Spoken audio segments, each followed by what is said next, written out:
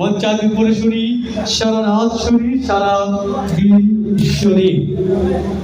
আজকের এই অশান্ত পৃথিবীতে মানুষ যখন শান্তির খোঁজে দিশেহারা, শান্তির খোঁজে মানুষ যখন বিভিন্ন মত এবং মতবাদের পেছনে দৌড়ে বেড়াচ্ছে, ঠিক এই সময় যদি মানুষ অন্য সব কিছুকে বাদ দিয়ে শুধুমাত্র কোরআন কারিমের ছায়াতলে ফিরে আসতে পারে, তাহলে একেবারে অকুণ্ঠ চিত্তে বলা যেতে পারে মানুষ সুখ পাবে, শান্তি পাবে এবং সমৃদ্ধ পৃথিবী পাবে, আর পরকালে পাবে মুক্তি।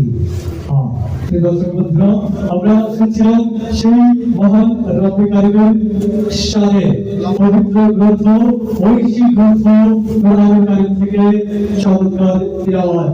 আর অনুষ্ঠানের এ পর্যায়ে আমাদের নির্ধারিত শিডিউল অনুযায়ী আমরা চলে যাব সঙ্গীতের দিকে ইনশাআল্লাহ। আমরা কি সঙ্গীত শুনবো ইনশাআল্লাহ?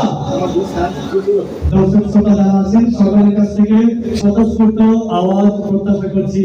আমরা কি সঙ্গীত শুনবো ইনশাআল্লাহ? আমাদের সঙ্গীত কণ্ঠে সকলের কাছ থেকে আওয়াজ চাই।